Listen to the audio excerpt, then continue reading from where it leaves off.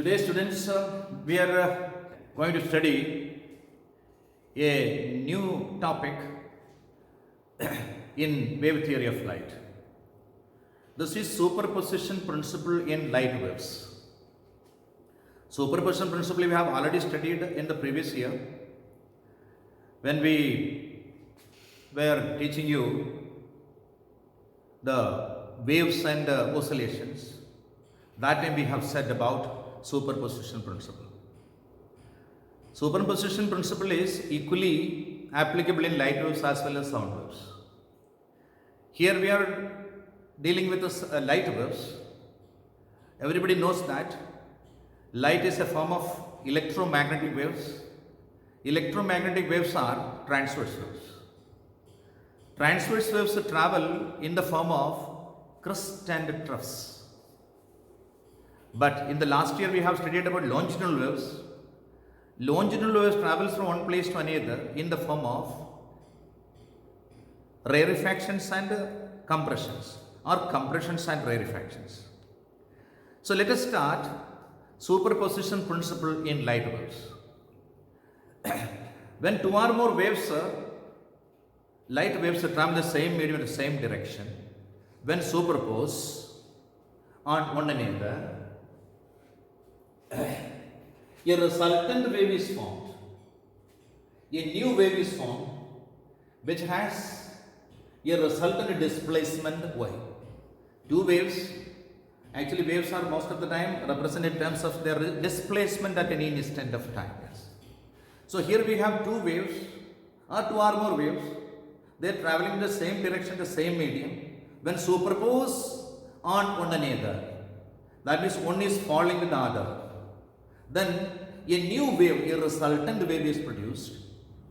The displacement of the resultant wave y, that is a vector sum actually, vector y is equal to vector y1 plus vector y2.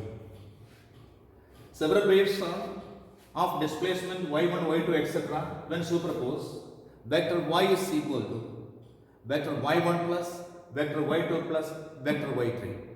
The examples are shown here how superposition takes place. Two waves in the figure shown are vector y1, this is y1, and this is y1 and this is y2. The dotted line, the wave is y1 and this continuous line is y2. When these two waves are superimposing on each other, then a resultant wave is produced, that is y. In this case you see the fact that both the waves y1 and y2 are in the same phase. Hence, the amplitude of the resultant wave is very high because as they are in the same phase, the resultant wave whose displacement is added together. Y is equal to vector y1 plus vector y2. The next case that you see is two waves. This is vector y1 and this is vector y2. These two waves are traveling the same direction in the same medium, but their phases are different. They are the opposite phases. Also, they have the different values of amplitude. As they are of opposite phases, the resultant wave obtained has a displacement at any instant. Vector y is equal to y2 minus y1. So now a third case we will discuss. When two waves are having same amplitude, this is vector y1 and this is vector y2. They are having same amplitude and also in opposite phase.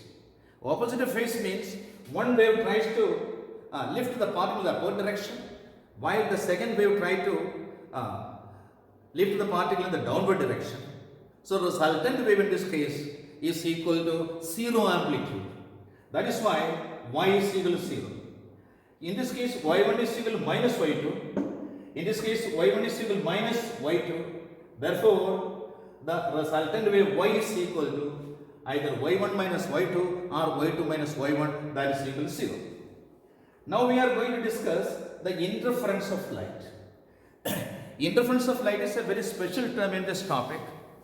This is a special kind of superposition. So to know about the special kind of superposition called interference, we must know about a new term called a new term called coherent sources. What are coherent sources? That is a very important term that you had learned. Coherent sources are sources those can produce waves of same frequency, same wavelength, same or slightly different amplitude, and having zero or constant phase difference between two waves. Such sources that can produce this kind of waves are called coherent sources. Once again, coherent sources are those sources, that can produce waves of same frequency or wavelength, can have same amplitude or a slightly different amplitude, no problem.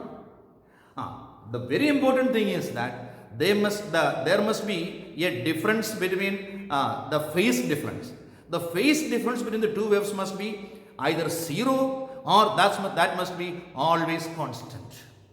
Such waves, when travel in the same direction, in the same medium, when superposed, the phenomenon occur is called interference of light.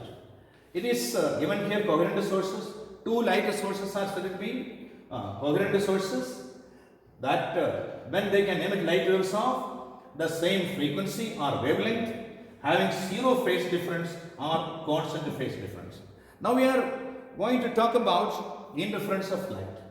So interference of light is a special kind of superposition of light waves. I told you that why it is special. Because this is special because this is the superposition of two waves from two coherent sources. I have made you clear about what are coherent sources. Right? Then what is happening is that suppose these two sources S1 and S2 are two coherent sources. They can produce waves of same frequency or wavelength, equal or slightly different amplitude. There must be zero phase difference or constant phase difference. In this figure, what you see is S1 and S2 are two coherent sources.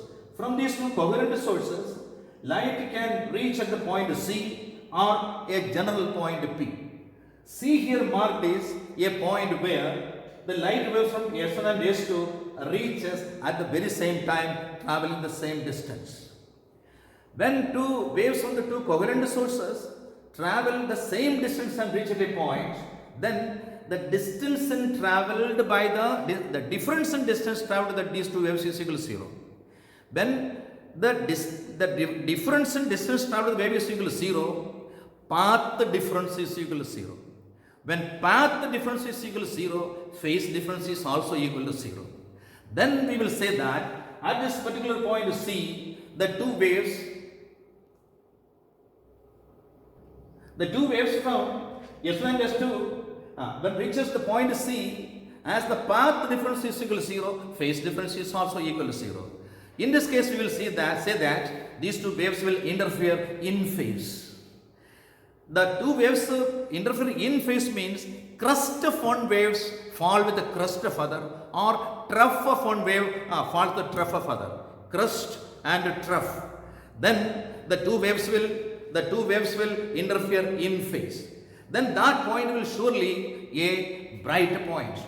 Now we will look at this point P. P is a general point where the light from these two sources S1 and S2 reaches. It need not be of equal distance. They may not be traveling equal distance from S1 and S2. In this case, this point P can be either dark or bright. If this is taken as a dark point, the condition is that these two waves, when reach the point P, they are interfering out of phase. Out of phase means either crest of one wave is falling with the crest of other, and trough of one wave is falling with the trough of other. Then that point will be a dark point. Energy is equal to 0. So at C, the energy is maximum. Why the energy is maximum at C? Because these two waves from S1 and S2 are reaching the point C, travel the same distance. Therefore, phase difference is equal to 0, because the path difference is equal to 0. Here it may not be like that. That can happen also, no problem. So here the distance traveled is different. Therefore, sometimes there will be a phase difference also. So if the phase difference between the two waves is such that they interfere out of phase, then that point will be a dark point. So two waves when reach at a point, if they meet in phase, that point will be a bright point. If they meet out of phase, that point will be a dark point. So the condition when two waves are reaching in phase is also called constrictive interference. And the condition when two waves are reaching at a point out of phase is called destructive interference. Right? So in destructive interference, one more thing I want to tell you is that at a point P, when destructive interference takes place, the path difference between the two waves must be either lambda by 2, yeah 3 lambda by 2, yeah 5 lambda by 2, etc. Right? So dark point, this is the condition for path difference. This point is a permanent seat of darkness and is also called as destructive interference. The position of permanent brightness is called constructive interference, and the position of permanent darkness is called destructive interference.